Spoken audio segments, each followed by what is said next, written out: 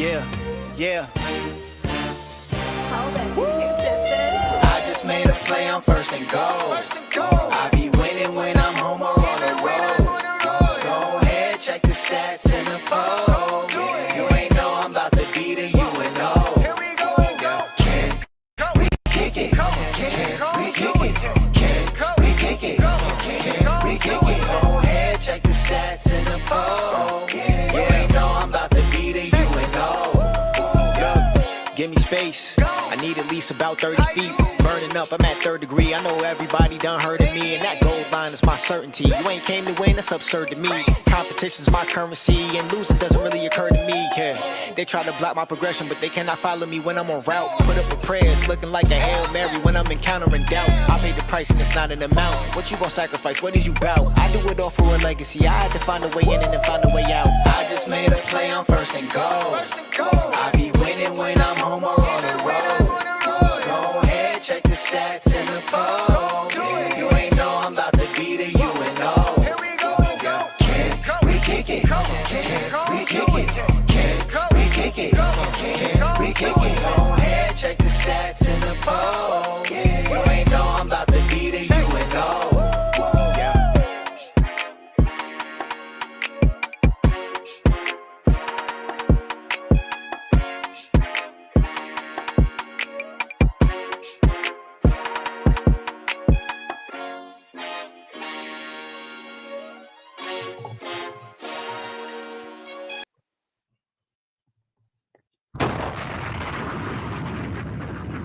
Ladies and gentlemen, and just like that, we are back. Welcome back to another episode of First and Goal, where you get the first, second, third and goal, and we make it happen. As y'all can see, everybody on the screen is representing tonight. Y'all see I got the maroon and gray on. You see BJ Jones rocking that Southern. You see my brother Zoe with that JS shit.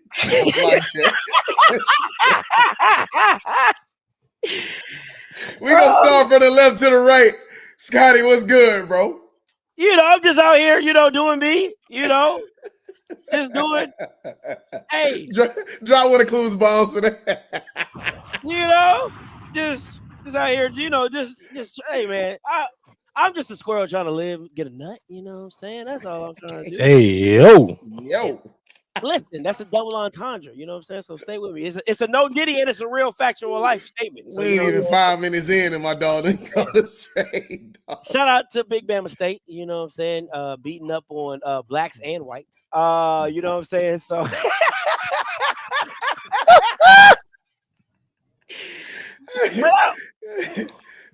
So, what's good, dog? I'm sorry. You got to come off mute, Zoe. I'm tripping. Take your time. I'm tripping. This guy. What's up, fellas, man? Look, back for another episode, man. We in here. Big Jack State. BJ Jones, what's happening, big dog? What it is. What it do. Look, and, man, just out here, just being dad. Rocking the hat. TG style. This Terrence Graves style, by the way. Rocking the hat, Terrence Graves style. Shout out to Coach Graves. I do be wondering why he have his joint just kind of like. It's like in between, like 90s and just old man. It's just a weird angle. It's just casually just like this. It's like, come on, my guy. You know what I mean? But look, hey man, let's go ahead and get into it for first down. Make sure you guys are staying in tune with us. This episode of First and Goal is powered by the Zone Plus app. Make sure you guys are keeping all of your app stores wide open. You'll see us get there. You'll see us download the Zone Plus app when we make it available in all stores. It will be available in the Google Play Store. It will be available in the Apple App Store as well. Keep your app stores available. Keep your notifications open. Make sure your notifications are up when you see the Zone Plus app become live. All right. This episode is powered by the Zone Plus app. Scotty, First and Goal, sir. What we got? Man, we still talking Eddie George and Bowling Green. So much has surrounded them. I mean, you got rumors of new head coaches. Brandon Fisher is going to Bowling Green with Eddie George. Got some couple rumor mill announcements of Anthony Jones, of Shannon, a former quarterback at Tennessee State, DC Defenders quarterback. Heard a little Maurice Harris. Heard of a ringer Reggie Barlow, heard he's in the mix for this position as well. From a UFL standpoint. So, man, it's a lot of things brewing. But first and foremost, I know you guys have touched on it on your own platform. Real quick, what was your opinion of the Eddie George to Bowling Green hire? Josh, you can pop it off.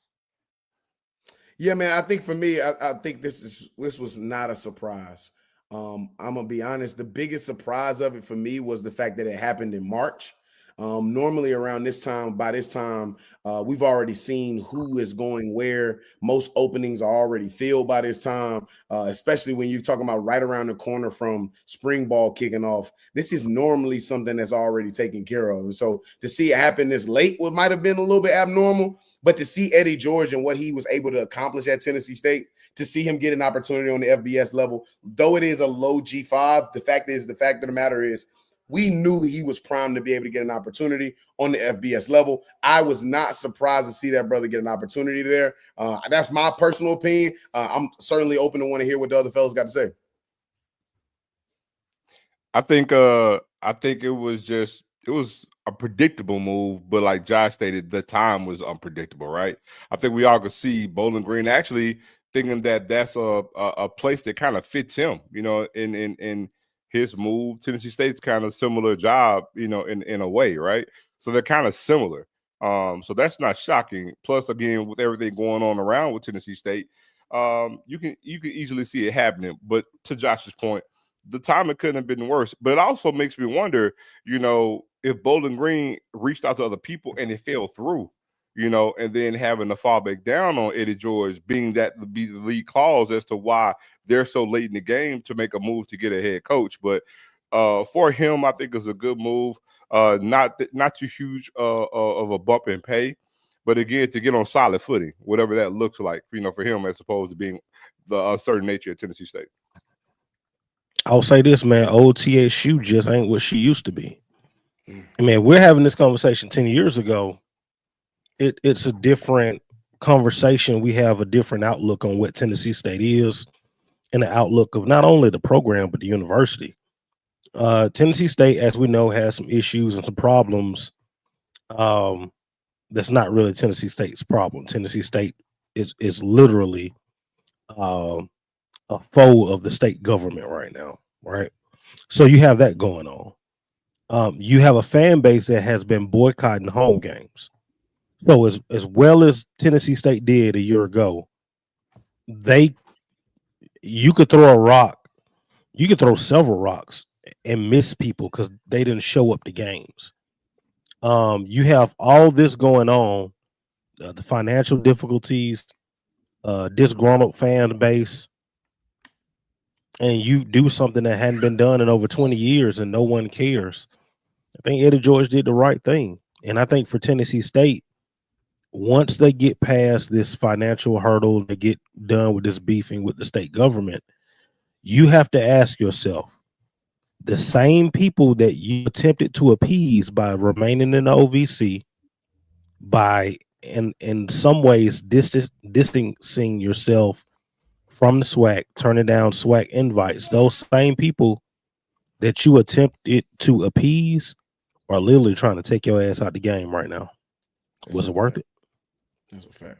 Let me pitch it to you guys this way though. At the same time, what is it a situation that you think a coach wants to walk into, right? Like it's one of those situations to where some coaches are always going to feel like I can fix anything, right? Oh man, you just point me to the direction, I'm good.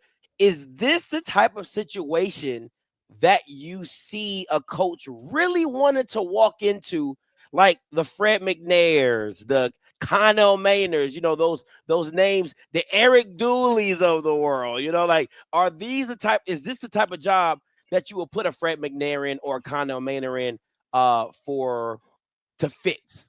No, absolutely not. That is certainly anybody that's in Tennessee State's administration.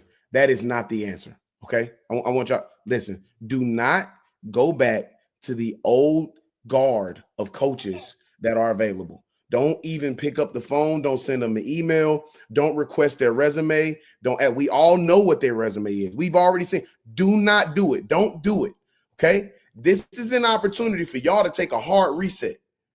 This is an opportunity for y'all to take a hard reset. You clearly have shown that you have an affinity and you're willing to go and get the guy that has some notoriety with them. If they have somewhat of a builder's type of approach, you guys can take that approach. And honestly, right now, if we're being real, y'all about as undesirable as the Bowling Green job is probably. It's just as bad on both sides. Nobody's beating down the door to go take the Bowling Green job unless you're just so desperate to get out of your old situation that you are darn near take Bowling Green. All right. And so right now, Tennessee State, if they just take their time, put your interim in place, it's going to be a bad season regardless. The majority of your team is in the portal, dog. Like, it's going to be a bad season regardless, right? Get to the season, have the season. You might find yourself, even though it's bad, you still might be in a position where you can beat a team like a school down the highway because it's going to be a wash for them too. So ultimately, you might be in a position to knock off somebody like that or maybe even a Howard. But after that, if we keep it real, it's going to be a wash of a season. That's if you get those wins. Yeah. So you're going to need to go back to the drawing board. Here's an opportunity for you to have a hard reset. I do not go back to the old guard of coaches. Please don't. I think the best thing for them to do realistically and logically would be, in a way what Josh stated, they need to go intern for the full year.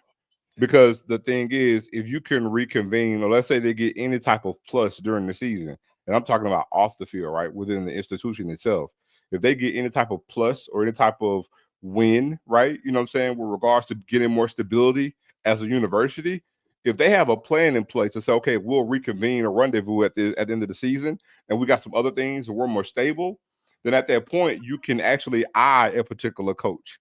Because the job, if any coach is willing to listen because it's Tennessee State, but if they get their bearings under them and get on some solid financial footing, they can present something and make that job attractive because it is still Tennessee State, right? It's just that right now, everything's shaky and murky, and so it's not going to be an attractive job. But if the administration, can do things to make it more stable, it can become an attractive job. Like Josh said, you do a hard reset, but you have a plan in place for that reset too, though. That's the thing with that. I think with Tennessee State, everything that you're saying, if, I can't go by if, I go by what you do. All right. If was a fifth, we'd all be drunk. And you got to know that Eddie George was trying to get out of there. He interviewed for everything. All right. He probably even interviewed for the damn Pop the Balloon show. All right. He literally interviewed for everything. So when you know that coach is trying to get out of here, you have to have a short list already ready. It needs to be ready to go. Those guys need to be on the list. You've talked to those guys. You've put feelers out to their agents. You're ready to go. Now, to me, the stupid move was letting Brandon Fisher get out of the building. Facts. Because if I'm Tennessee State, Brandon Fisher is the interim head coach for the year. Period. All right. You got to do something to stop the bleeding. All right. Word on the street, you didn't want Brandon Fisher because because of his complexion. All right. And I'm gonna say this again. Any HBCU that turns down a quality head coach because the color of their skin, you're a damn fool. And you deserve everything that comes your way. All right. We've seen it done. Savannah State finally got that program on track. And then you made the move that you made a few years ago. How is that working? All right. For our adult life, we don't have a reference point on Alcorn being good before Jay Hobson got there. Thanks. All right. I remember going to Lorman with my dad when Alcorn played Alabama State, and there's 900 people at the game. All right. Woo! It's literally the you got the sounds of dynamite and you got players' parents. That's it. So am I lying? There was a stretch of time from the mid 2000s up until Jay Hobson that Valley was actually a better football program than Alcorn. All right. 1995, brother. Right. So if you're in that position where you feel like you can't hire somebody because of their complexion, but then you complain about us not getting opportunities at the other level and racism and this, that, and other, you're a hypocrite. And like I said, you deserve whatever comes your way. Good luck. Have fun with that, Tennessee State. Okay. You guys have aficionados, beyond aficionados. Let me ask you this question. Pitch to throw this to y'all. Give me, if you're the AD, I want to say AD. If you're a consultant for the AD, and he says, "Hey, give me a recommendation." I want a recommendation from everybody, including myself. I'm gonna start with Zoe. Your recommendation for the TSU job. One, he says, "Hey, I just need a recommendation." One guy that you recommend for the position. I got 2 off the rip, but I'm gonna say Teddy Keaton and Ken Evans. Teddy Keaton, Kitten Evans. Okay, Kitten Evans, the current quarterback coach at A&M, and Teddy Keaton is the head coach at Clark Atlanta. Just want to give everybody some context to that. BJ, who you got? Give me a recommendation. You can give me 2 since Zoe always got to do something different. I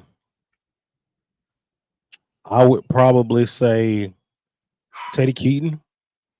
I would throw him in that list.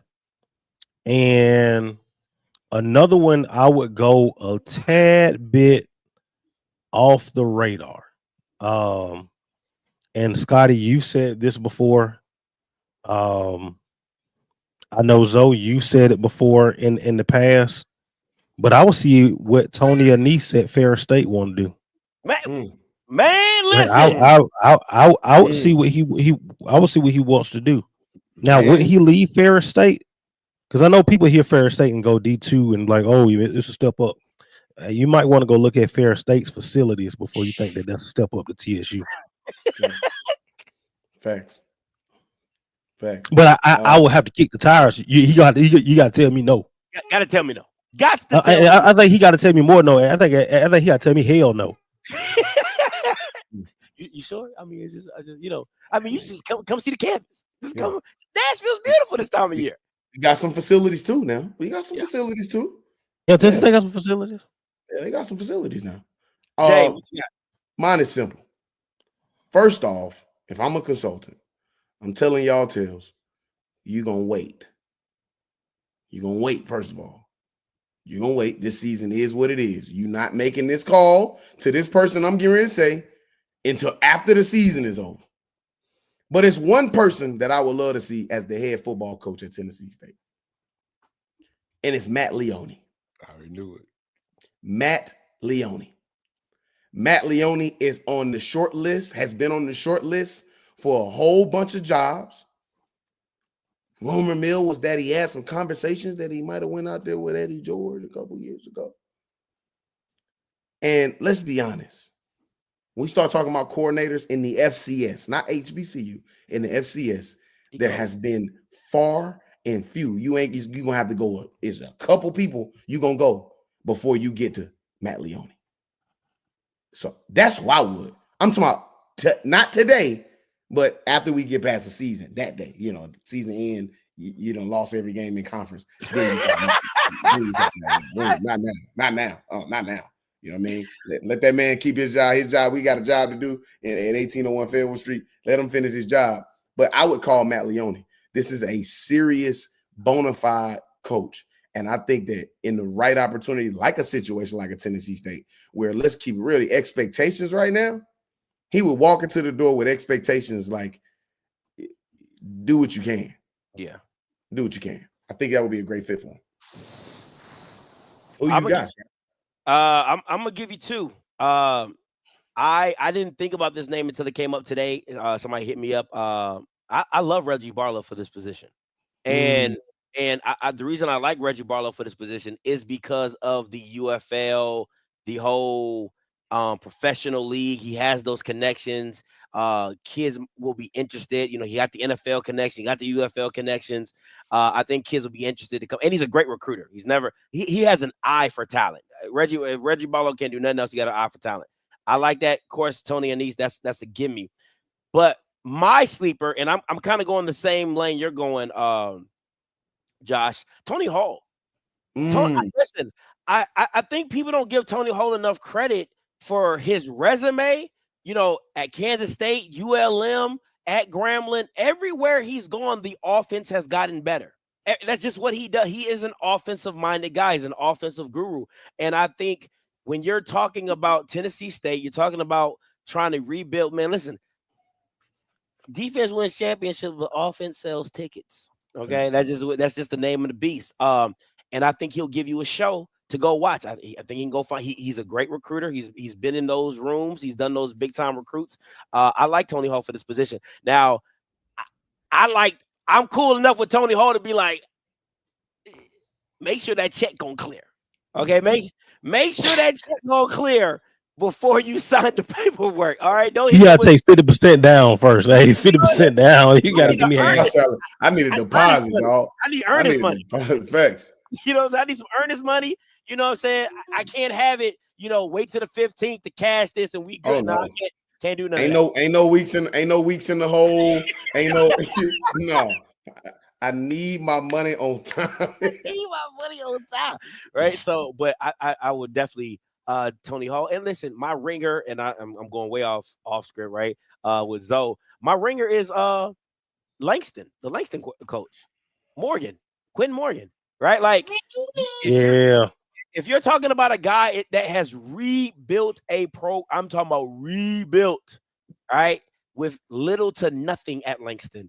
I think you give him Tennessee State, it's the same position, and then that's it what it is. And I know what's got it. I actually think with everything that's going on, I actually think that's probably the most logical when you talk about long term in the situation that they're in. Yeah, I think Quinn Morgan probably the best home run hire for them. You know what I'm saying? Because of where he's going from to going to Tennessee State and can probably stay there long enough to weather the storm, especially the jump and pay for him too. So that probably would be long term. Short term and long term, probably the best fit for them. Do you guys feel like Quinn Morgan's? Because I remember he was red hot a couple of years ago. Do you feel like that's kind of cooled down a little bit? And I think some of it are factors that he can't control, some financial difficulties that they have at Langston.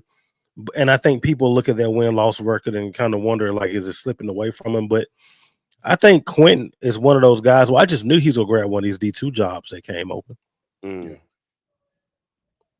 Yeah, unfortunately, man, we've seen ice cubes put inside of the cup of Quentin Morgan, man, and it is a large portion of that is things that was out of his control, man. And you hope that he can be able to get a spot, like at a D2 job, we can kind of prove our concept, right? Be able to show and tell that he can be able to get this done. The unfortunate part about that is that you start looking down the periscope at what possible D2 jobs might end up opening up in this next circuit. Yeah, I'm not sure he gonna want any of these that's getting ready to come open. Oh no, might end up being Tuskegee. Yeah, hey, things not go down. Aaron James like that. Shout out to Aaron. Talk to him at the conference, man. He's good. Hey, Clark, and I like Aaron James. Aaron James know he coached it. Clark might come up in too. Yeah. Because he might be moving up. It ain't because he getting fired. No, that's what I'm saying. I'm saying because he moving up. I was about to say Teddy Keaton. Boy, I hope he wouldn't consider something like maybe the Morehouse job. I hope he wouldn't consider something like that. I'll take Quentin Morgan at Morehouse. It can't hurt. I mean, it's Morehouse. There's no expectation. It can't help neither, though. That's one of them jobs where it's like a double negative. I mean, just going to a locker room across the street. Roll the dice across the street. Clark Atlanta is an incredible job for whoever's going to come in that role next, right? Whoever gets that opportunity next after Teddy Keaton goes, because we all know we probably looking at the last season of Teddy Keaton on the Division II level. Absolutely. There's a few jobs that's getting ready to open up this offseason on the Division I level that are going to be impressive, and Teddy Keaton's going to snag one of these Division I jobs. Listen, if I'm gonna say this, and I know we taking it. If I'm Bethune-Cookman, I'm letting Little Bill go, and I'm taking Teddy Keaton. I'm just telling you that right now. I'm letting Little Bill go. Teddy, come holler at you. Half the team is from Florida anyway. Yeah, jam. That'll be a good mix right there. Oh man, that'd be such a good mix. We can pretty much guarantee UAPB will probably be open after this season. Oh, that's a done deal. Hey, UAPB is always open after 4 years. That's a cycle up there. I wouldn't want to see Teddy Keaton at UAPB. Man. I don't either. I wouldn't do him like that. UAPB. I hope he wouldn't do himself like that, Paul. They may already have that coach though. Ooh, yeah. Oh yeah. Listen, oh yeah. listen. I wouldn't even wish that on her. Yeah, that's what I'm saying. I wouldn't. I know Tennessee State ain't no better, but it is better. You know what I'm saying? Just because it's Nashville. You know what I'm saying? Like you could sell that to kids. You know what I'm saying? But UAPB, you can't sell that. I do think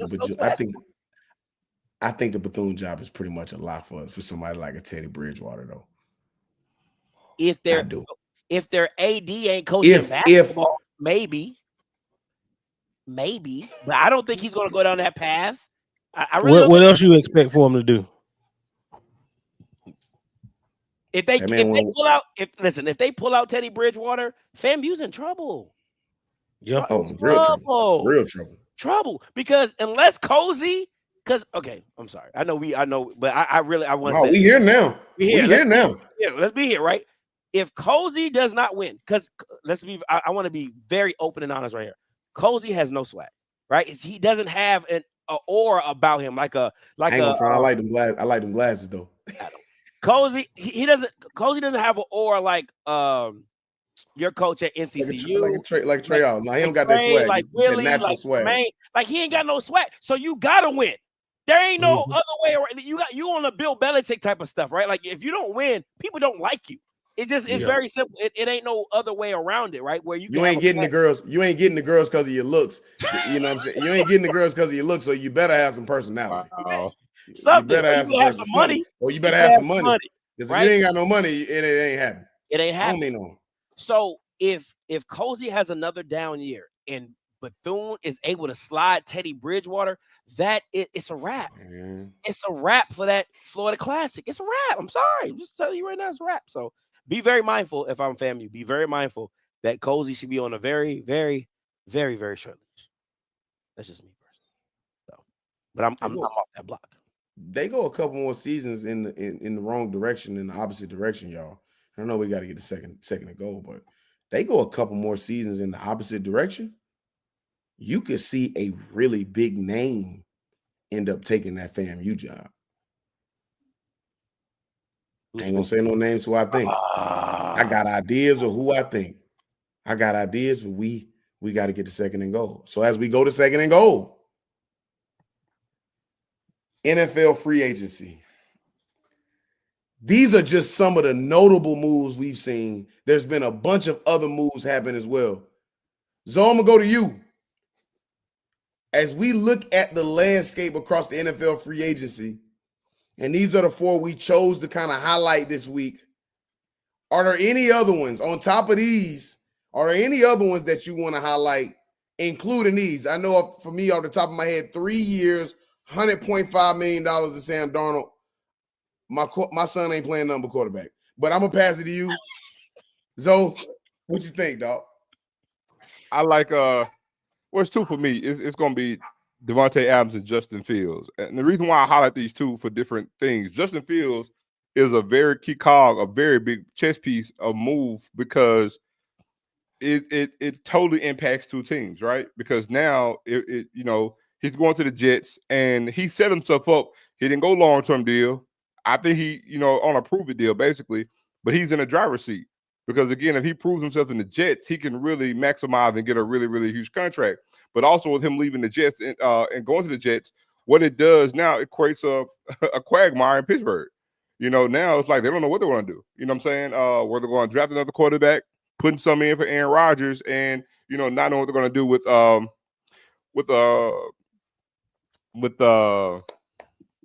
Russell Wilson. Yeah. And so now you look at Davante. The reason I love the move with Davante is you lose your receiver to Seattle, and then now you got Davante, who I think the Rams are on the cusp. Mind you, they were the only team that really, did it to Philly last year the way that they did it to him, right? And the Rams look good. The Rams, I believe, are. The Rams look good. The Rams look good. No, what you said before that. They did it to him the way they did it to him. It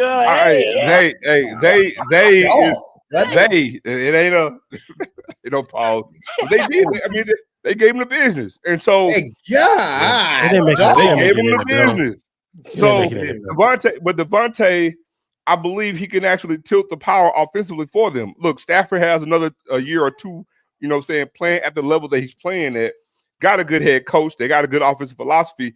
Got a good defense. They just need a few pieces, and I think they did so by getting Davante Adams. So pairing him up with a solid quarterback, I think is a damn good move for the Rams. Okay, can I say something real quick? Go ahead, Scott. Is Davante, and help me out, is Davante Adams still that guy? Because I don't think he's that guy anymore. I think he's still, I think he's still a top 10 receiver in this league. Oh, okay. But I mean, that's a drastic fall from at one point he was unanimous the number one guy. He was that guy. And I can add that. He's still him. It hasn't been that much drop off. It's look at where he went to.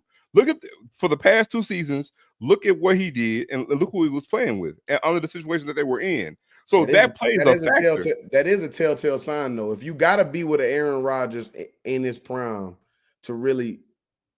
I wouldn't say Aaron Rodgers in his prime. I would just say good quarterback play.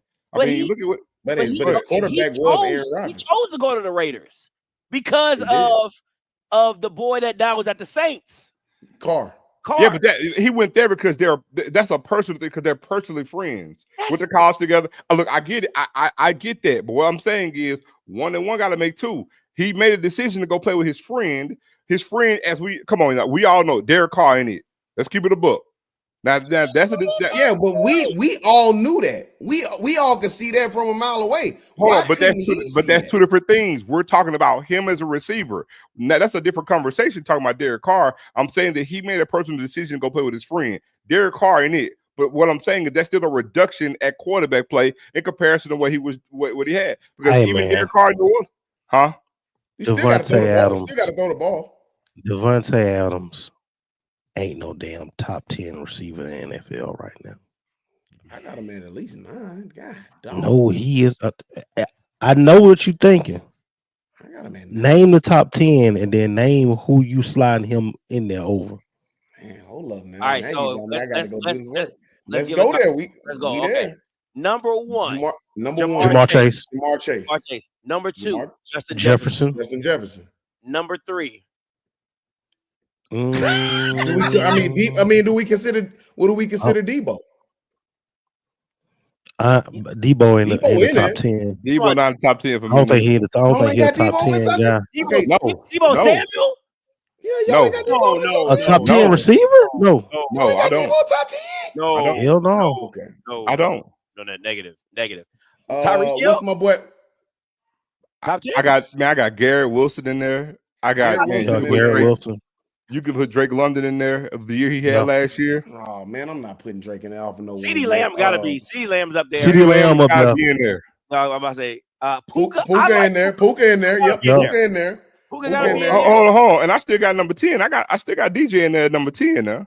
DJ who? DJ Moore. Oh, I'm not. DJ Moore ain't no top 10. Bro, you crazy. Hey, I mean, DK Metcalf is definitely in there. But we starting to get thin now. AJ Brown. Ross St. Brown. He dropped too many passes for me. Okay, yeah. Mike Evans. Mike Evans. That's 7. We had 7 right Cooper Kupp. Cooper ain't no top 10. Can we go Coop? Not no more. I don't know if I go Coop. Not no more. I can't give it. Can we go Devontae Smith then? I go 10. I go Davante. I can't give Vontae in there yet.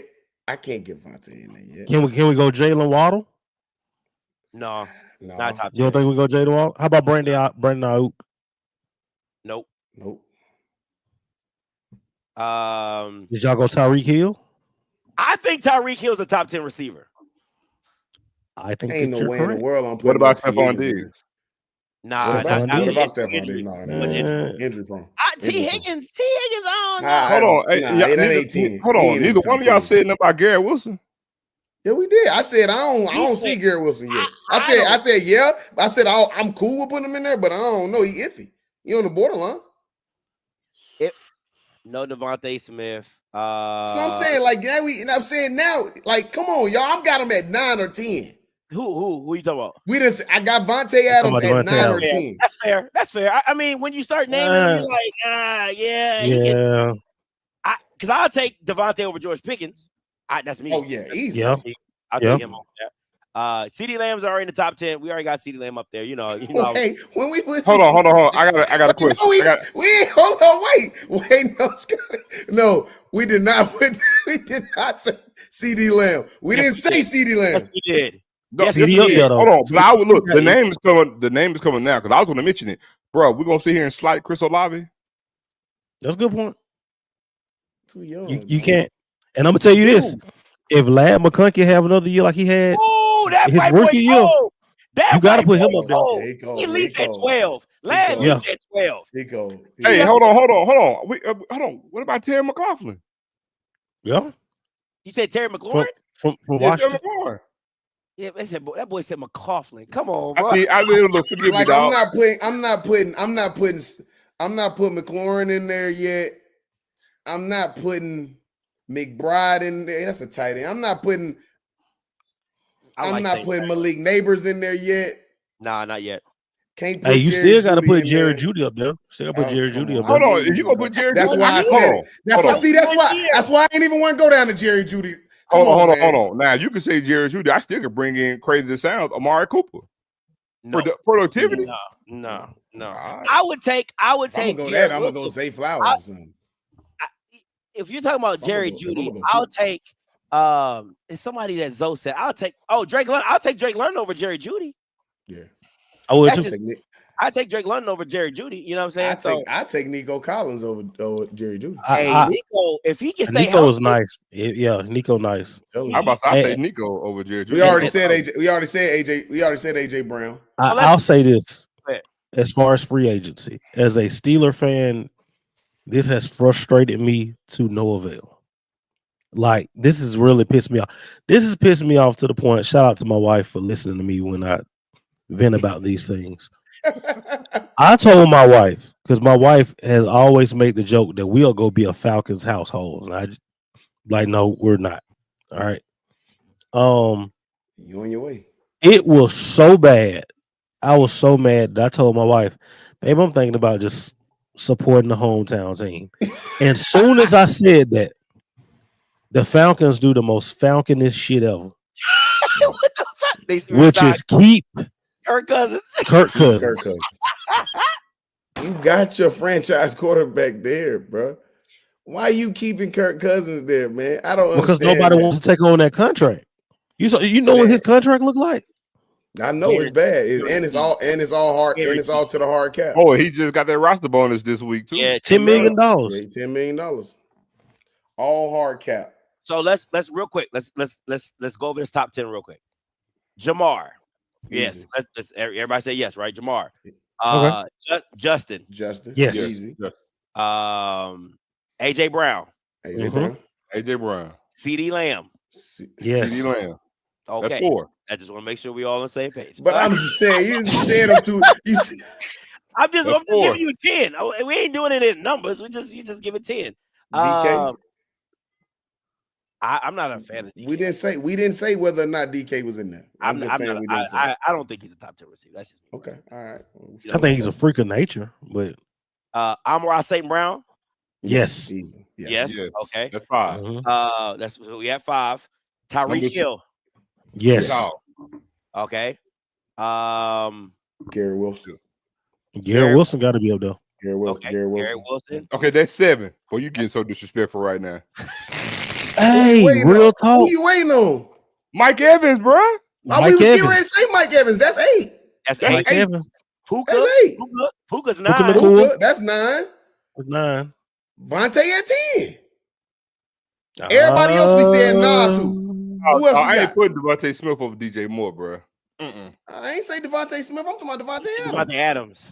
Oh. Man, ain't no way in the world you taking. I'll take Vontae over. I'll take Vontae over DJ. I'll take Davante. Man. Ain't no way in the world you gonna do him like that, so don't do that. No. I said I'm not taking over Devontae. I thought you said Devontae Smith. I'm like, no, I take DJ Moore over Devontae Smith. So I wrote that top 10. Devontae coming in at 10. Yeah, that's what I'm saying. I had him at 9 or 10. That's all I'm saying. I had him in there. So, but I mean, it still don't take away from the fact that this is starting to get a little erroneous.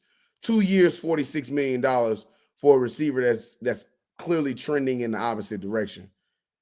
it's still that's a little bit too. I'm gonna be honest, that's a little bit too expensive for me, especially when we you forgot know one. who We forgot one. who Y'all ain't gonna think about this, but it just hit me. who. Brian Thomas from Jacksonville. Man, I'm not putting that man. No, not a 1 year. Nah, I like Brian Thomas too. I BJ. like Brian Thomas. I really do. I like Brian BJ. Thomas too. But see you I know like what you Brian just did? Thomas too. See, BJ, you know what you just did? See, now What? you just did like me. See, you took productivity over substance. Because see, Brian Thomas got productivity. That's Yeah, what you going with. He productive set. But That's what you going with. Motherfucker damn near had 1,300 yards receiving this past year. That's a fact. He did.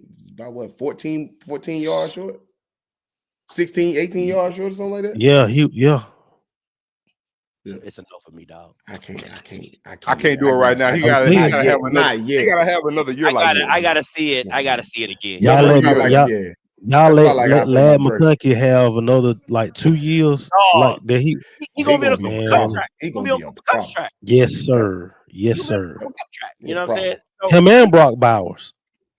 That white boy cold. Bowers He cold. That white boy problem. He cold. With a trash quarterback. They mess around. You feel me?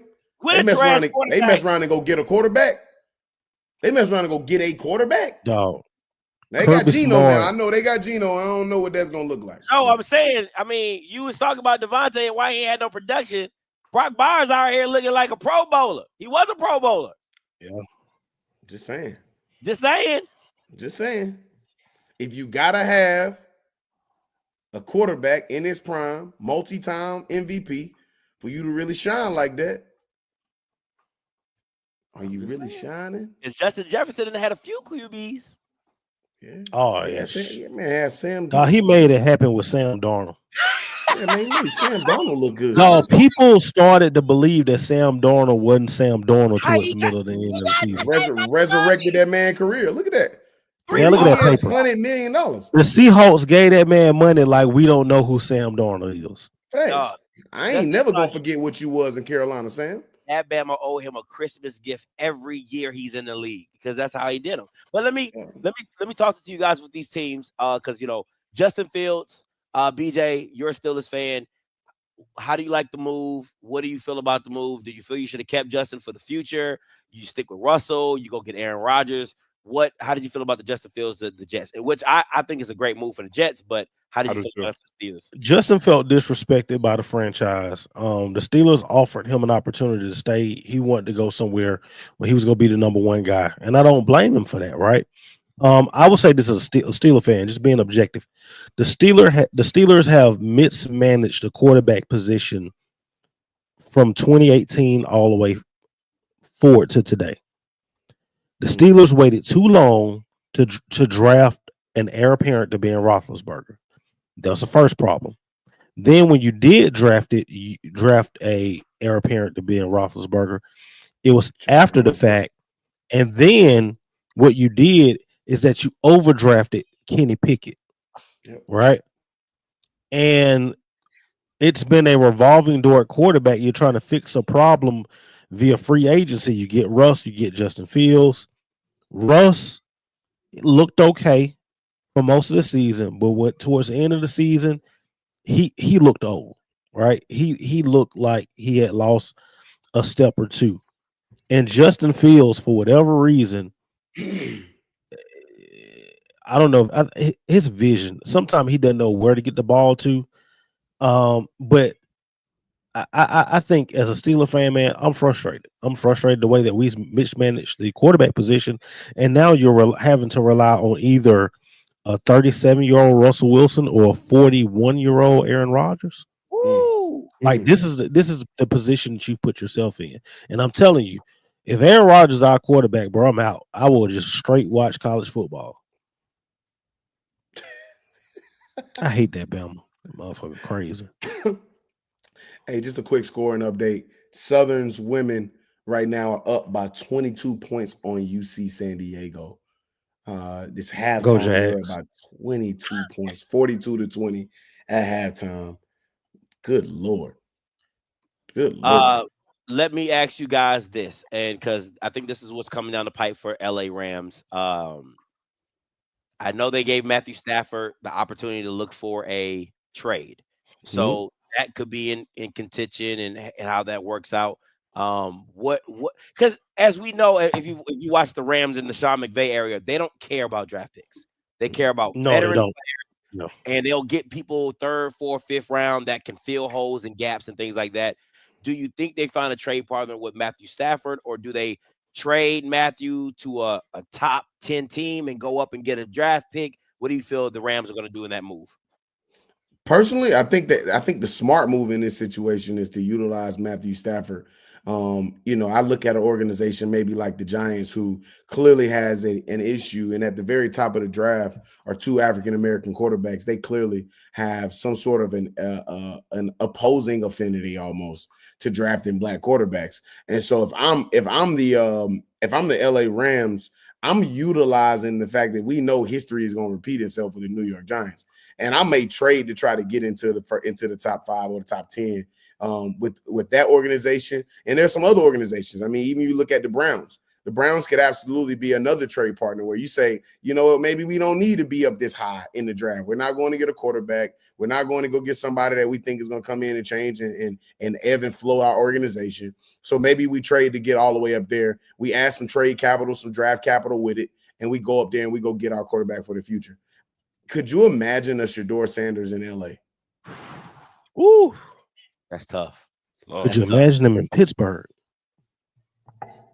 I really can't. I really can't really imagine. I'm just playing, BJ. I'm just messing. Yeah, I could imagine him in Pittsburgh. I got Shadur going to the Saints, though. Seriously, I do. All right, so let's go ahead and make that pivot because that's where we headed to. Listen. I think with the Steelers, who's the running back that y'all had? Harris? No, he going to San Diego. He gone? I like that. Not San Diego. I like that backup you had. I think he was better. Not San Diego. Oh, yeah, the Chargers. LA. Same thing. LA. Same thing. I mean, same thing, man. The people in LA don't care about them. And offensively, I don't know. I don't know if it's a good fit. Like I like DK. I like George Pickens and DK and everything like that. And I like the backup running back. I thought he was better than Najee Harris that you guys had for the Steelers. I just offensively, I don't know if it works. Our offensive coordinator is not. I'm not a fan of his. Yeah, so offensively, I don't know if it works. But with Kellen Moore, and I told Zoe this, and y'all probably gonna crucify me for it because Zoe kind of wanted to crucify me. I said Kellen Moore and Shadur are very similar, and okay, I'm not crazy. I just want they are as quarterbacks in college. They are very similar in how they throw, how they the offense that they ran, and how it was built for them. And I think if you're just talking about understanding the player, I think that's the best situation for him to walk into as understanding the player of who Shadur is. Do I think the better scheme will be the Rams? Sean McVay's scheme is crazy. Yeah. But just understanding the player and the individual and the quarterback, I think Kellen Moore and Shadur could see eye to eye. That's just my little 2 cents. A lot of folks don't remember, man. A lot of the same knocks that Kellen Moore had coming out of college are some of the same knocks that Shadur has now, right? He held the ball a little too long. Was not very, very athletic, but could be able to get out of the pocket if he needed to.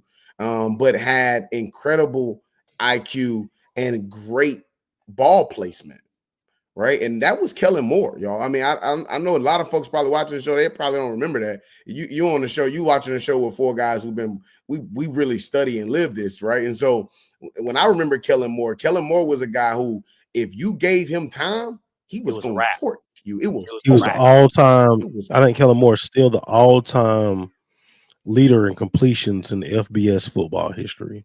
Correct. Kellen Moore would almost every game have like these ridiculous stat lines where he completed 80-something% of his passes. He just knew where to put the football. Like, and he didn't put the football in harm's way. And Shadur's the same way. So when I'm looking at that, and I'm like, hey, Kellen Moore, because when Zoe brought it up, I said the Saints, but then I was like, oh shoot, I'm like Kellen Moore. I'm like, if he get, because what Kellen Moore runs in the pros is not good. Like you can see what you saw at the Eagles. I've seen it at the Cowboys for the last 5 freaking years. It's a whole bunch of run to the sticks, turn your ass around, comebacks. Shit's ass, okay?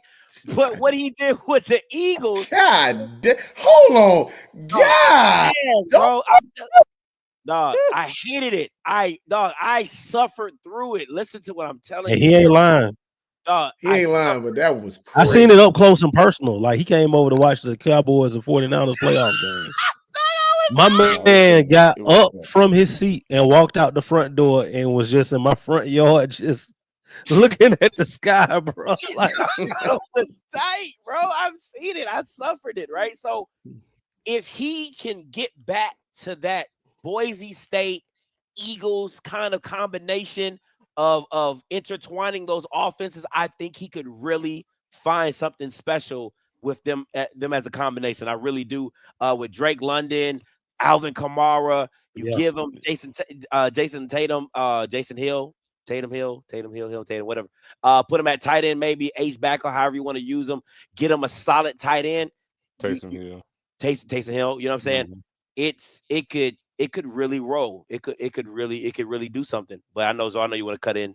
No, I was going to say it just makes sense because again, the Giants, we have enough data with them to know that they're not going to draft a black quarterback. They're allergic to it. They're just not going to do it. Not. And then you look at the other teams, what the needs are, what's likely to happen. And again, we also have to take into account other teams possibly trying to move up to make a trade. And when you look at who's picking and what they need, I'm telling you, it's not a foregone conclusion that the Saints could actually make that move because I totally feel that the Giants are going to draft Jackson Dart. Made up my mind, it's going to happen. All right. And then now you have this trend where everybody's talking about the quarterback from Louisville being a late first-round quarterback, possibly the first pick in the second round. That gives even more credence. I'm telling you. Oh, they love Tyler Show. Y'all, the film don't lie. That gives even more credence to Shadur dropping. But again, the Saints pick at number 10. I mean, I'm sorry, number 9. So you see what I'm saying? That's not a meteoric drop. You know what I'm saying? It could happen. And so I think I think if that happens, then now you talk about the Saints possibly getting another pick later on to fortify other things with that offense. And again, Kellen Moore, first-time head coach. You want to pair a first-time head coach with a quarterback, and that's typically what you see happen in the NFL when they started. So I think it'll be a dope thing to see them get to the Saints. It's in a dome stadium, great fan base, first time in a brand new offense. I think Shadur can grow in that environment and be a damn good NFL QB. We still got a little bit of time on this, man. What we will do here, First and Goal, is produce a mock draft. We'll put out what we believe, all 4 of us believe are going to be the first 32 picks in the draft. We'll put it out so you guys can be able to see it, and then we'll come back here on the show and discuss it. Last thoughts before we get ready to take this break as it pertains to the NFL draft aftermath. BJ Jones, let's go to you. The thing that I am consistently thrown off by is this love affair with 2 quarterbacks. One is Jackson Dart. The other one is Tyler Shuff from Louisville. First of all, I've seen Jackson Dart. Okay. Did you watch Jackson Dart against Kentucky last year? Did you watch Jackson Dart against Mississippi State last year? Did you watch Jackson Dart against Auburn the year before? Did you watch Jackson Dart against Arkansas the year before? Like, there's a bunch of games where I'm like, did you watch him against Georgia year before last? LSU this year. I can even say last year because that wasn't because of him. That was like turnovers and stuff like that. I don't get it. Okay. I don't get it. Tyler Show, I understand he was all world coming out of high school. And sometimes when people be all world coming out of high school, you feel like they're just supposed to be that, right? He's like Christian Hackenberg. You told us Christian Hackenberg was the man when he was in the 10th grade, and you never came off of it. Regardless of how terrible he looked at Penn State, you never came off of it. He was gonna be the man one way or the other, right? And I feel like that's the same thing with Tyler Show. I've watched him play the game of football. The dude, he ain't no damn first rounder. Like, he's not. I mean, he could be a wonderful kid. Man, probably comes from a great family. His mom probably makes great muffins and all that other good stuff. He ain't a first round quarterback. All right. They probably rewind all their tapes before they send them back to Blockbuster. He ain't the first round draft pick. I'm sorry. They had that rewind feed too. That thing used to suck. But go ahead. Go ahead, Scotty. Last thoughts before we get ready to take this commercial break. As far as the draft, I'm a Jackson Dart fan. I listen. I don't know if you draft him before Shadur, but I do like the gunslinger mentality of a Jackson Dart. I really do.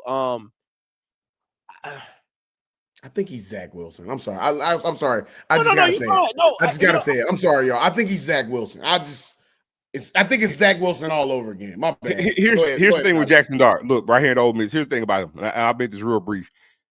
For all the good that he does, he cancels himself out, and he does it every game. We fall in love with. He has the measurable. Contradictory, freaking hypocritical film I've ever seen in the world. That's what I'm saying. For all the good that he does, he cancels himself out. He does. But the boy do. He got an arm. Dog, and yeah, he do. He reminds me, and people might disagree. He gives me Justin Herbert vibes because Justin Herbert was in the same type of boat to where you're like, I don't know his makeup, I don't know his moxie. Because when he got mollywopped by Bo Nix, everybody was like, is he really that guy? He didn't really show up. He didn't, he got those monikers put on him, and he's been a solid pro. He hasn't been all world, but he's been a solid pro. And I think Jackson Dart is in that same boat of just like, if you hit, you hit. If you miss, you miss. And let's be real. If you want to, Joe Burrow before that year before Joe Burrow was not first round pick Joe Burrow, right? And he just went crazy, and he had a whole bunch of Jamars and Justin and Clyde Hilaire. He had everybody, right? But I'm high on Jackson. I think he's a second rounder. I do agree with you guys. I don't think he's a first, but supply and demand, it happens, right? I think he's a second round. I think Shadur is a second round pick. That's just me personally. I don't think he's a first round pick. I don't think other than his accuracy, there's nothing else elite about him. His mind, I do like his cerebral. He's very cerebral, but you know what I'm saying? So, but I am very high on Jackson Dart. I just hope he goes to the right system, just like any other quarterback. If you go to the right place, it'll make it work. Fella, here's a telltale thing about Jackson Dart. Ole Miss had the roster this season. They're one of the teams that should have contended for the SEC crown, and they underwhelmed because his lowlights were magnified. They bad. That's how they lost. No, but that's what I'm saying. So watch this. If I take that same, because remember it's on his resume. If I take that same thing, I'm only going to elevate that to the NFL. So again, I'm going to have a better roster. Good talent around me. And he's proven this season and the previous season that in big games he's gonna wet the bed with his big arm because of all the good that he does. He erases it with his play. I disagree because, and I know we gotta go to the commercial, but I disagree because I look at Dak Prescott. If Dak Prescott does not go to the Dallas Cowboys, he's not in the league because the first 2 years he's saved by Zeke. I mean, literally all he did was live to hand the ball off to Zeke for 2 years. And Jason Witten, he threw it to Jason Witten for the first 2 years of his whole career. And then as he got more refined, he became more of a passer. Still not a fan of him. But, it's all about what situation you go into. If he goes to, Denver or the Saints, Dak is not Dak.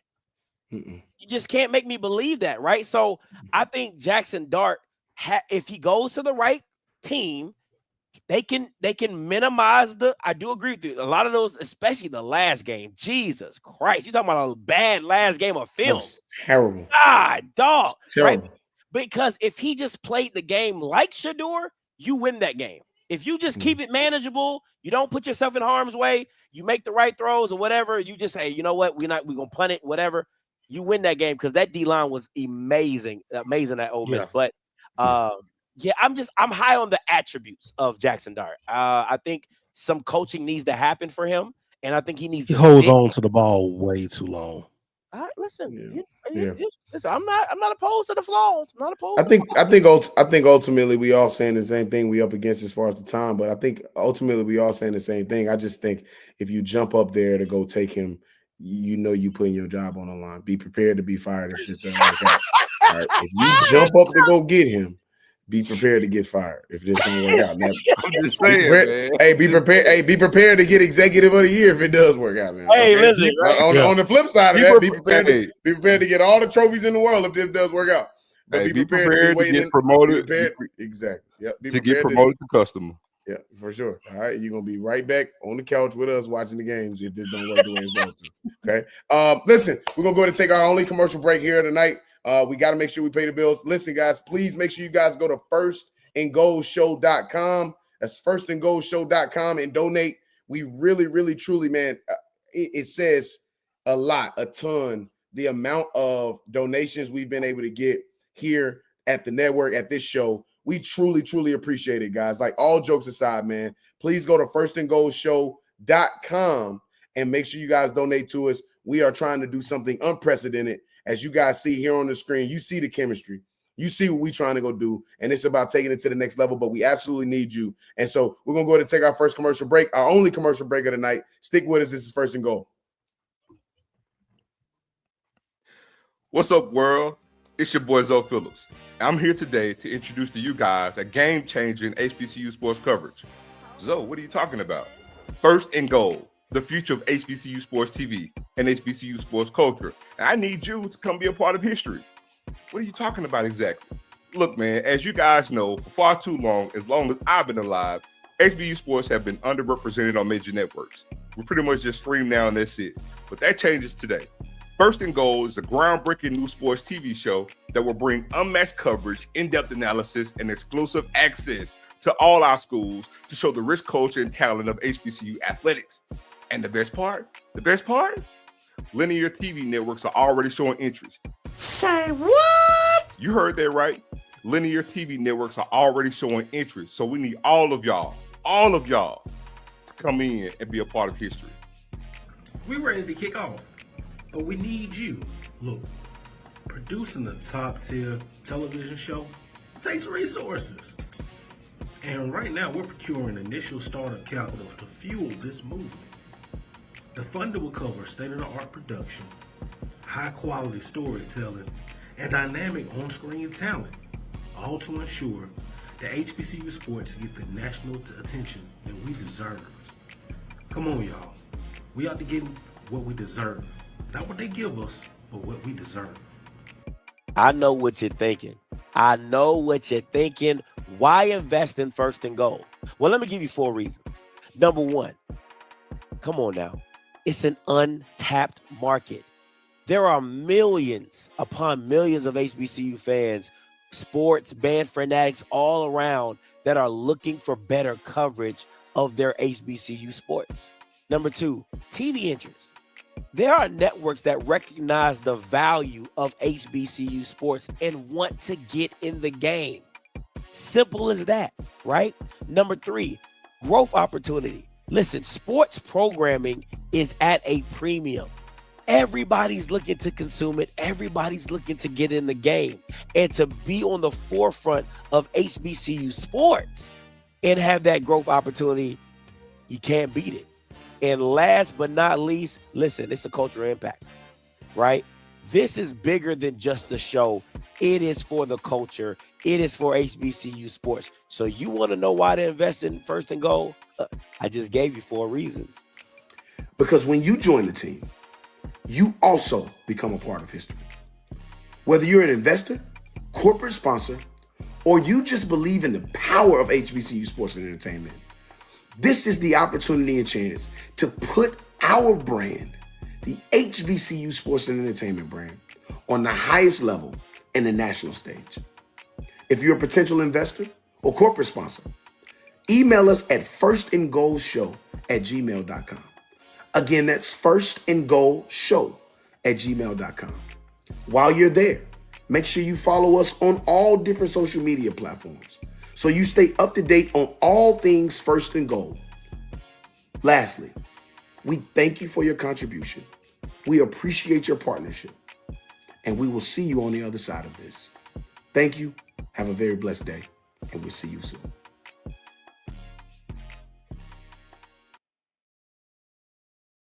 Yeah. Can we kick it? Can we kick it? Can we kick it? Ladies and gentlemen, as we say here, first off, we are truly, truly appreciative for everybody that has donated so far. We got some people who decided to go on a monthly retainer to see this thing through. We truly, truly appreciate every single contribution that has happened. Go to firstandgoalshow.com. That's firstandgoalshow.com to make sure that you contribute and donate to this next level, first in a lifetime type of opportunity that we look forward to being able to bring for y'all.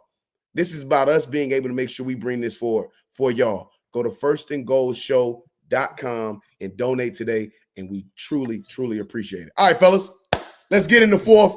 Oh, let's go to hot topics. Forget that. Let's go to hot topics. All right. As you already see, the hottest topic on the market right now, my brother Scotty is there. He's wearing the hottest topic on the market right now. Scotty, lead us in the hot topics, my brother. Well, you know, they say everybody can't have a lovely day.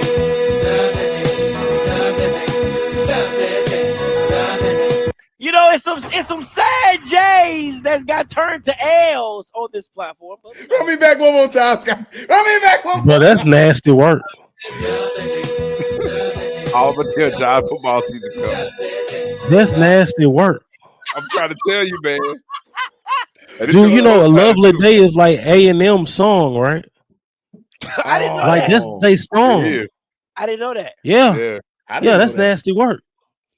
I'm mixing it all up today. Anyway, right? And so make it even better. I ain't gonna lie. You know, so at the end of the day, you know, they turn J to an L, and then they go into they come up here to Dayton, Ohio, right down the road from me, and pull off a huge thriller in Manila, and have a crazy comeback game today. I got the video. We'll pull it up so we all can see it real quick.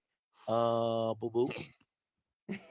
Seconds left, and here we go. This is where dreams are made. They're going for it all. Simpson, home run play, the deflection. Oh! Layup!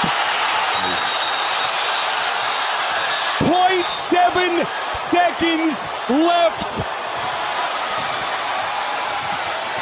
Alabama State in front. They decided to go for the gusto on that play and threw it the length of the court, thinking that somebody was going to get a hand on it. But watch this, Bureau. Everybody gets a hand on it, and they get a friendly more than absolutely pandemonium. Alabama State pulls it out 70-68. Man, Big everybody and their mama was talking about this game, fellas. How do you feel about the basketball programs and Southern winning right now against their playing game as well? So how do you guys feel about it? I feel really good about it. Quick question. I can't recall. I remember the last time that Norfolk won the tournament, and also when Hampton beat Iowa State, but I can't recall ever a year where we had both men and women winning in the same NCAA tournament in the same year. So again, that's a good trend to have, especially from the financial, uptick and benefit that it has to the conference, since both men and women actually, won, what it does to the SWAC coffers. And so kudos to them. Knowing now the financial breakthrough that it gives, now I understand why they went to the 68 teams and why they continue to have their playing game, because it's beneficial. And it's another tournament win under your belt. So kudos to both Alabama State and to Southern.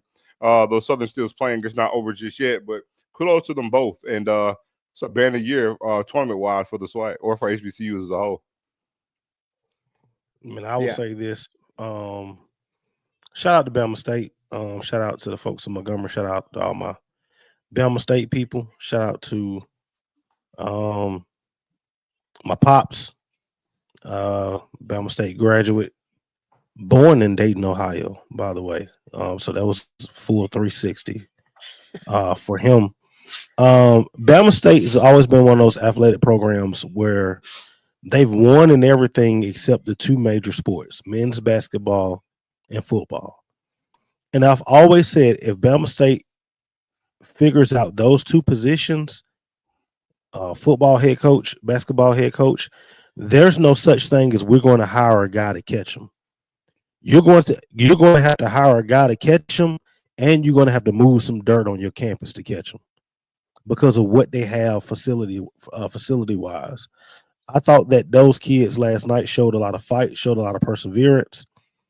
Game looked like it was going to slip away from them late. They found a way to fight back, as they've done multiple times during the year. And now they get Auburn. Auburn to Bama State is only like a 30, maybe like a 43, 44 mile ride, not far at all. Two programs are familiar with each other. So it'll be interesting to see how that one goes. If they literally have Goliath, the number 1 overall seed in the NCAA tournament, that they have to face off against. So we'll see how that comes out. They play on Thursday or Friday? Thursday, Thursday. Well, it's gonna be real interesting. I mean, this is.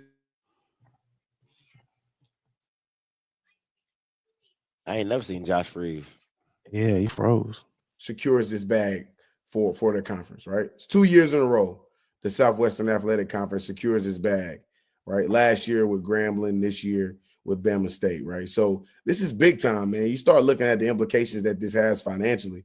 Y'all know, man, business is my sport, man. And when I start seeing dollars and cents being trickled into our programs and trickled into our athletic programs, for me, you know, the game is great, right? Getting there is great and all of the pomp and circumstance. And I know we argue amongst each other and argue internally as far as from the HBCU community, but we're not talking about 2 years in a row the Southwestern Athletic Conference has been able to generate dollars directly into their conference by way of winning inside of the NCAA tournament. Now, my question goes to the MEAC. Hey, man, it's been a long time coming, ain't it? It's been a long time coming, ain't it? Hey, come on. Hey, is this thing on? Hey, man, come on now. Now, we do have a great chance to be able to do that, and we'll see what happens. But as it pertains to Bama State, man, getting this W, this is significant for a lot of different reasons. And I feel like the entire HBCU world, with the exception of a few, the entire HBCU world was all on the same team. We were all cheering for Alabama State. And again, that's with the exception of a few. But that's my thoughts. I like it. You know, I've heard Herb say it on HBCU Nightly and other platforms many and many times. He's like, hey, basketball is a route and a way to put your program on another level. You get a couple good guys, you get the right feel, you get the right fit, get the right scheme.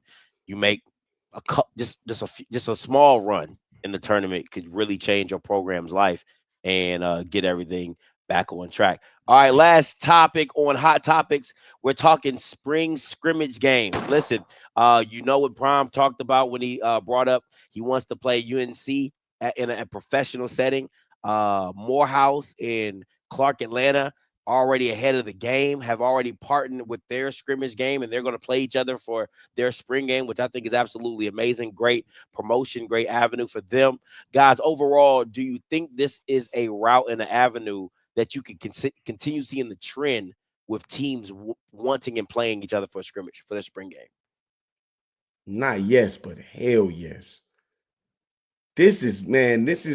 Listen, college football is already turning into the mini pros anyway, and a lot of rights in its own right for a lot of these organizations and institutions. They already operating like the pros.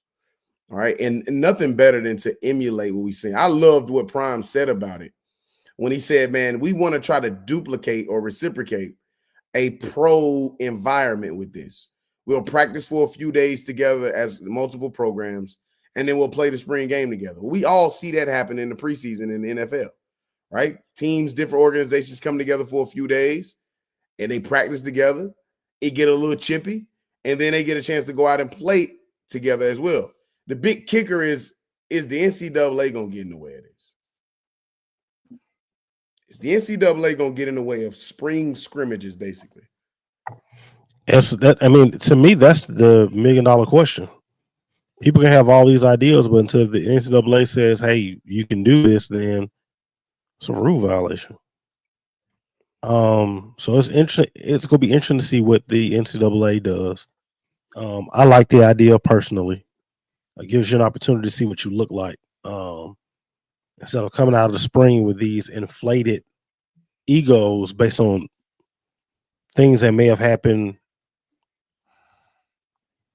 No, bad, that's my daughter. Daddy duty. But yeah, man, she made me lose my thought. But yeah, I like the idea. And I think that this would be a good idea.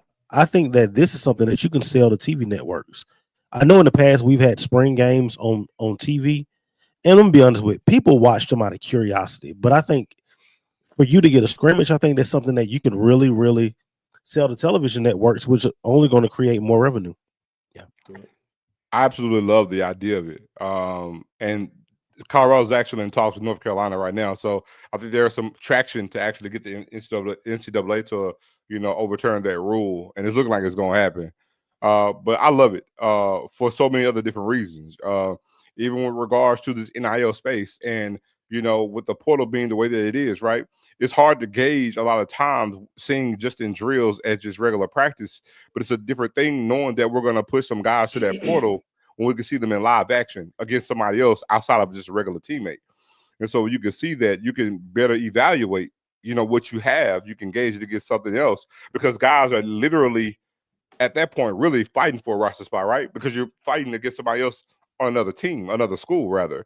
And then I even brought up to Scotty the whole idea of, hey, if you don't even do that, then damn it, hey, even do something of a jamboree type feel. But it goes back to what I've always believed, and that is in this new college football landscape, you have to do something different. You got it. You can't stick with the status quo. The landscape is like technology; it's changing every day. Quickly. Even the college football landscape as we know it right now on March 19, 2025. Guys, there's going to be a lot of traction that things is going to change by the time opening day gets here on Labor Day weekend. You know what I'm saying? So we can't rest on our laws, and we have to be forward thinking. And that's the problem. We're in all different aspects within our program and in the landscape of college ball. So I definitely love it. I love the idea. And again, I would love to see, for example, Jack State get with Southern, you know what I'm saying?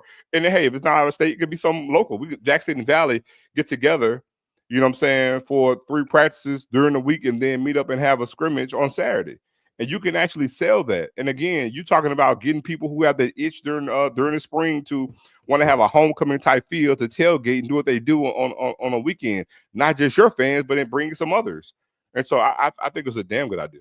Yeah, I love it. And what I really love about it is that maybe people who haven't tailgated before because they couldn't afford the regular season prices, you give them a spring tailgate price that's more feasible. Get the family out there, get the kids out there. It's a more relaxed environment. It's not too hectic, too rowdy. You know what I'm saying? And it's still a great environment. And to all you guys' point, listen, man. I know somebody said I read that the NCAA doesn't allow it. 5 years ago, you could have wrote a list of all the things the NCAA didn't allow. That's a fact. And they don't have any leverage right now either. Dog, they just trying to keep a hold of something, right? So it's right. like, hey, you want to play somebody? Go ahead. We don't care. We don't mind. Do your thing. Like that's where the NCAA is at right now. What else is it that you want to do? What else? Oh, go ahead. No problem with It's one that. of those. They're not going to deny them because the mere you thought don't of- even have to ask me that. They're not going to deny them because the mere thought of the Power Four breaking away from the NCAA is the one thing they don't want. The NCAA only has the NCAA tournament. That's their carrot that they have. Listen, so they don't want to block the Power Four. The analogy that I have for you is the NCAA is a parent. They got paperwork on them. All right. Somebody done filed CPS on you, and you're very conscious about what you can do to your child now. Okay, that's really what it is. You got paperwork on you. They done told somebody you done hit them. Now every time you like, okay, Johnny, it's okay. It's all right. You're fine. You got paperwork on you. They got sued, and they're moving differently because they know we're at it is a swinging pendulum that at any time this thing can go off the rail and the train can get off the tracks, and there is no coming back. You know what I'm saying? So if you're talking about spring scrimmages, like that's small stuff compared to what NIL and house settlements and all the big money that they talk about. It was like, God, I wish it was just about spring game scrimmages. You know what I'm saying? So that should be an easy squash and an easy way to get around it. And listen, I like the D2 saying, F it. I don't care. We doing it anyway. Like, tell us no. You know what I'm saying? Tell us no. And I think in this day and age, that's how you got to approach the NCAA. Tell us no. Yeah. You don't say nothing to them. How you gonna come say something to me? If I'm D2, that's what I'm gonna say. You don't say nothing to them. Right. When they be out here doing all this other, why you gonna come say something to me? Why you picking me up? Oh, you don't think we'll leave too? But that's always been the underlying joke about the NCAA is that, people will say, "Oh my God, Duke got in trouble, North Carolina got in trouble," and what that really means is that now somebody like Alcorn is about to catch all hell. Yeah. Yep. So I think with doing too much. Hold on, Disney was a little bit too close. Wanted to make sure y'all didn't hear that. You got low key. Yeah, got Disney on the screen right there with that one. It was. Yeah, that was Disney on the screen right there. Have a spring championship? That's a little too much. That's No, that's a little bit too far. You live but up in the clouds. I think you could do the game, and I think you do the joint practices and the scrimmage. A scrimmage makes perfect sense, man. I just think a scrimmage makes perfect sense. You got a game like this, you got a ticketed event. I love the idea that I heard from Scotty when he said you get the opportunity. Most folks who can't afford to be able to get, the tailgating package during the season. Here you go. You got an opportunity. This is how you grow an audience. This is how you grow a consuming audience. This is Grow how your fan base. You grow your fan base. Those people who want to be able to come to the games and want to be able to tailgate and take the entire experience in. Now you got an opportunity to do so at a smaller ticket price, right? You ain't gonna charge the same ticket price for this one spring scrimmage that you would charge during the season, and your tailgate price is gonna be lower. The merch is gonna be a little bit more affordable. It's not gonna be the merch that you get during the season, all right? It's not gonna be that same merch, but you're gonna get some merch, right? And now you got an opportunity to grow and evolve an audience through the spring and really be able to go out and go get. Listen, spring ball, from everything I know, spring is not included in most scenarios with your conference media rights deal. Nope. Yep. That's a bag of money you can go get yourself. Yep. Whether you want to go get a local television deal, locally, regionally, nationally, if you can go get it done, if you can afford to get that done nationally, streaming, whatever it is you want to choose to go do. But this is an opportunity where I even think, even for HBCUs, this is an opportunity for you to take a little bit of leverage for yourself. You know what I mean? Yeah. You ain't tired of getting smacked in the back of the neck? Here you go. And I like and I love what Josh said about, taking that part, because I look at it like this is that, making it a competitive scrimmage, I can sell the tickets. Just coming out to watch my team battle each other, it's like, why am I paying for this? But when you're making it a competitive scrimmage, like Zoe said, a live quarter, maybe one live quarter and everything else, maybe 7-on-7 here, and it's engaging, it's fun, it's entertainment.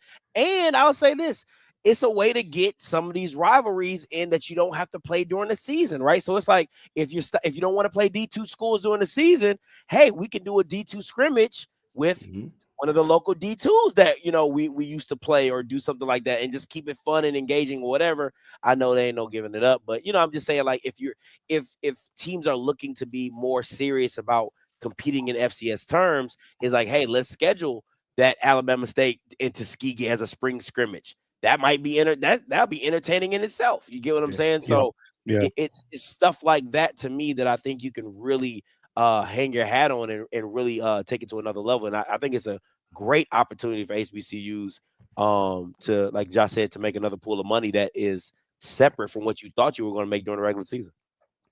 Fellas, we got a few more minutes left here in the show. Let's get ready to go 4th and goal, and then we got to go final thoughts. UGA settlement payout.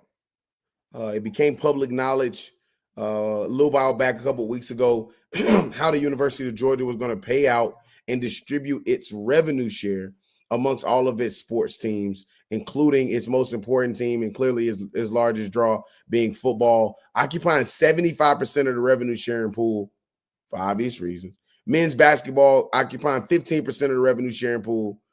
Women's basketball coming in at 5%, and then all other sports will share the same 5% of the revenue sharing pool. When you look at this as a structured option for what is going to probably be some similar on the P4 level, not even taking into context, when this is a conversation that's a little bit too rich for a lot of the other programs. This is a conversation we're going to have at a completely different level. When you look at this, and you look at this payout and this revenue sharing structure, what's the first thing that comes to mind for you, Scotty? Men's basketball, that I'm like, damn, you can make $200,000. Like, if you just make the team, like, I could be on the bench drinking Gatorade and be making $200,000. Man, sign me up. I'm sorry. Like, that to me is just, I'm just like, man, that's amazing. You know what I'm saying? And I'll say this, I know a lot of people are like, man, these kids and these, I look at it like this, man. If I look at it like people like Josh, people like BJ, imagine if you were playing football and, you know, you knew you weren't going to the pros, but you used your money that you made for those 3 or 4 years to put yourself in a position that could change your life forever. You make 200,000, you invest it right, you do whatever, you put it in some homes, you buy a business, you invest whatever that could possibly be. That no debt. Dog, no debt, whatever, and no debt. I love it on the fact of, yes, are you going to see the kids with chains? Yes. Are you going to see kids with challengers and chargers and souped up? Yes, you're going to see it. But at the same time, you're going to get a kid who does right with the money, and he puts himself in position that he wouldn't have been able to if he did not have this NIL money, which Georgia is making money off of them anyway. Mm-hmm. So I absolutely love it, man. The women's sports and all the other athletics, I'm glad they're getting something. But, you know, as the bulk of the revenue should have gone to football, maybe it should have been a little bit 80, 85%, you know, a little bit more. But other than that, man, that man's basketball, bro. That's some life-changing money.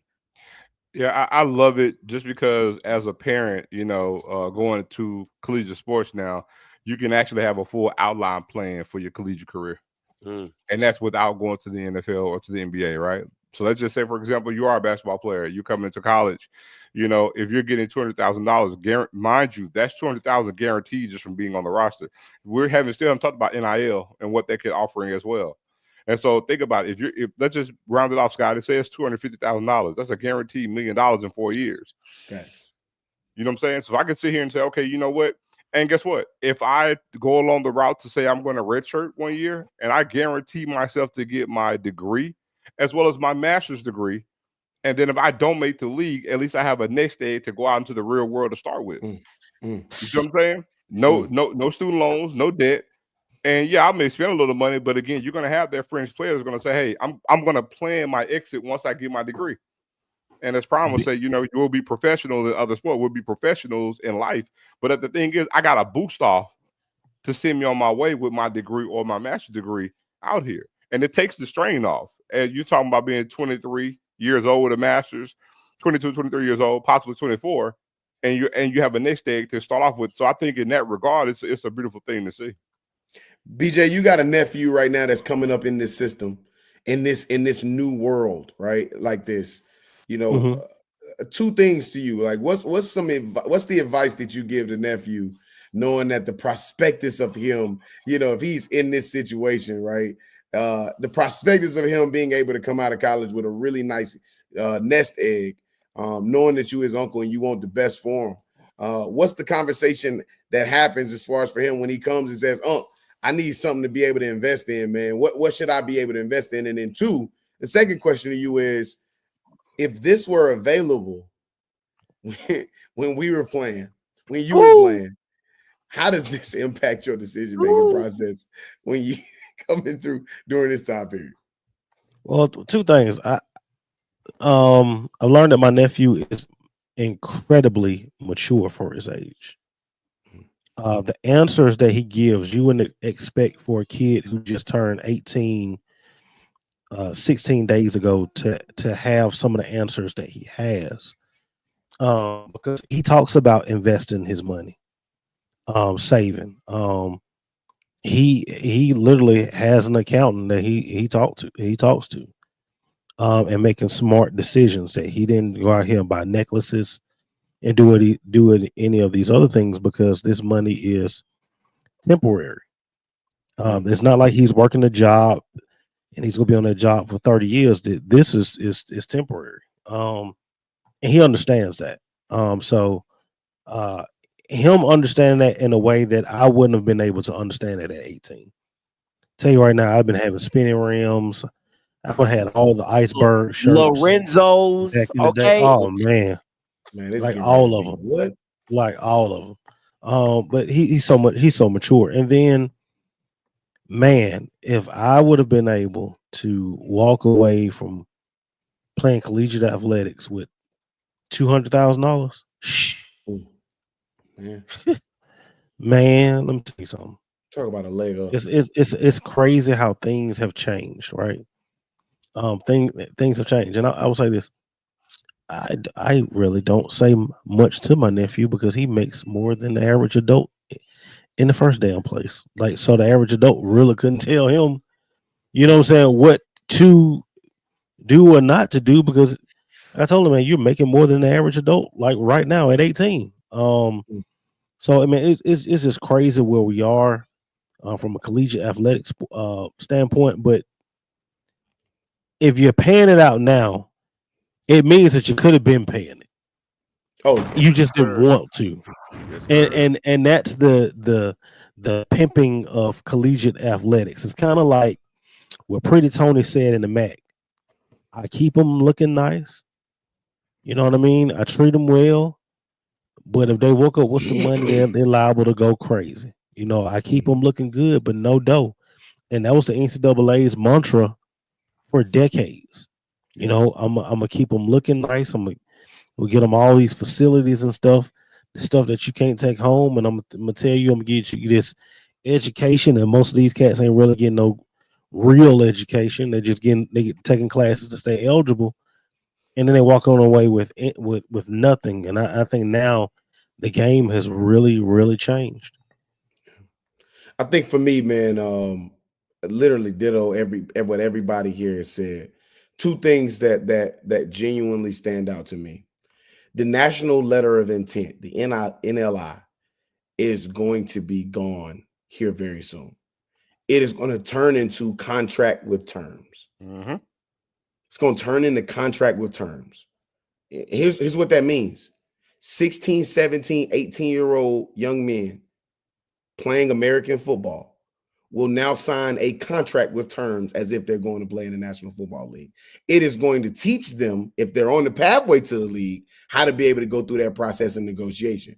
But most of them are not going to have the right representation there at the table with them and all of that stuff. So a lot of them are going to have to learn the hard way.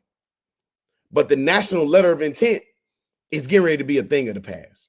You getting ready to sign with an institution for a few years at an agreed upon salary with probably even a signing bonus. And that when that term is up, it leaves that inside of that contract, it's going to say that we have the right to make you an unrestricted free agent, or you can go and play and you can get in that portal if you want to after a year after we do an evaluation. It's going to turn to the pros in that perspective.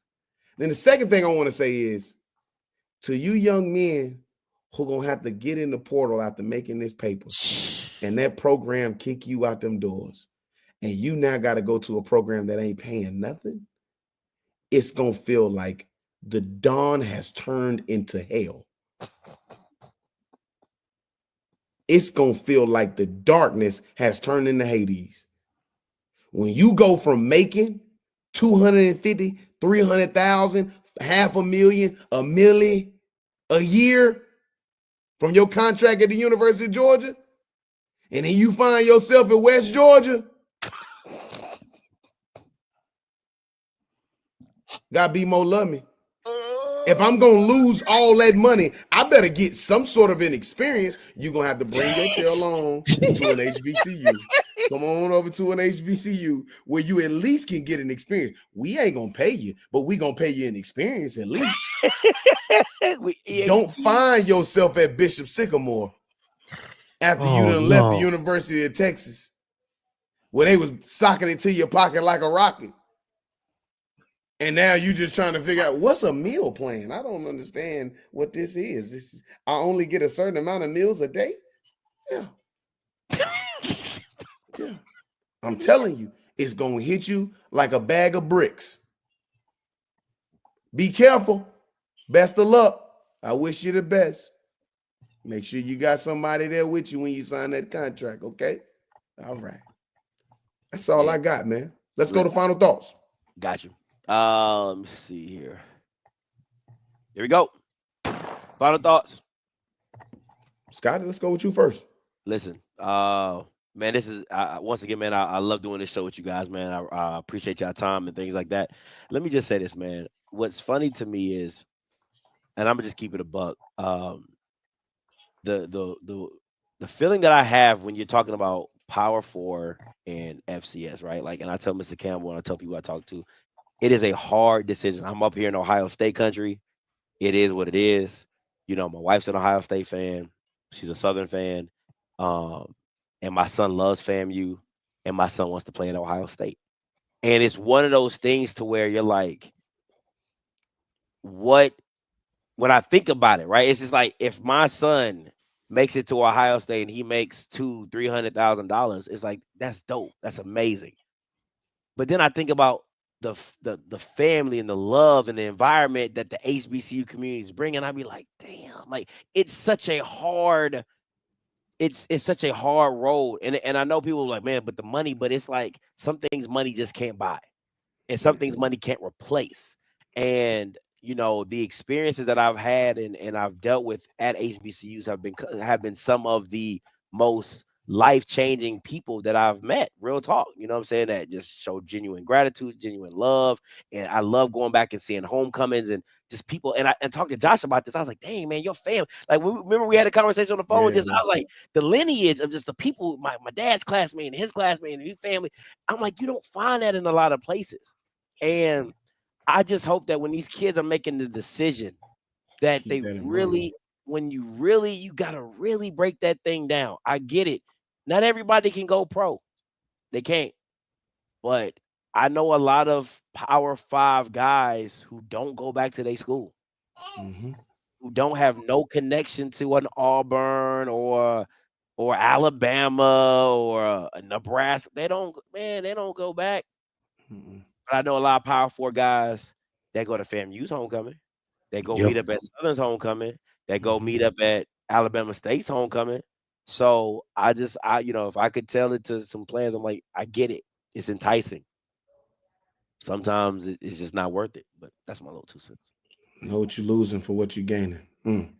Zoe? Man, kind of want to just echo what Scotty said. Keeping up the score as well, man. Southern up by 9 with 4 minutes left to go in the fourth. 57-48. But just want to echo Scotty's point, man. You can kind of see all the changes coming down the pipe, but just know that Josh is correct. Everything is going to be with a contract that you'll sign, and eventually get to the point where the money is going to be capped and you'll have CBAs. And it'll be unionized. I can assure you that's going to happen as well. You can see that now because even today, EA just changed the payout for the game from $600 per player to $1,500, right? So if they're doubling their pay, what does that tell you? The money that they've made, right? Yeah. And so everything as you know it on the Power 4 level is going to be transactional. And these young men and these young women need to understand that and know what that entails too. Because everything will be transactional. Your experience will be transactional. You will be just a contract. And, if it's for money, understand what comes with that. And to Scotty's point, you come to an HBCU, there's love there. You know what I'm saying? There's reverence there. There's an ambiance that you won't get any other place. There's safeguard and guardrails put in place for you, and you'll thrive and be the best version of yourself. Now, granted, if you can actually do some things on our part where you can actually get some money there too, then you double dip it and you get the best bang and the best of both worlds. And that's where we have to charge ourselves with being better to where we can actually give you a better financial experience. But outside of that, what we can give you can't be duplicated any other place. And they know that. And that's why they come and embark into it, right? So my last thing is just that, man. Look, consider your HBCU. Remember the pageantry, the pomp, circumstance, the love, the reverence, the safety net that you have by being at an HBCU. There's nothing like it. I can go back over again. I wouldn't change a thing. I love it. I know BJ loves Southern, and again, I know Josh loves Central, and Scotty. Well, today he loves Alabama State, but tomorrow will be something different.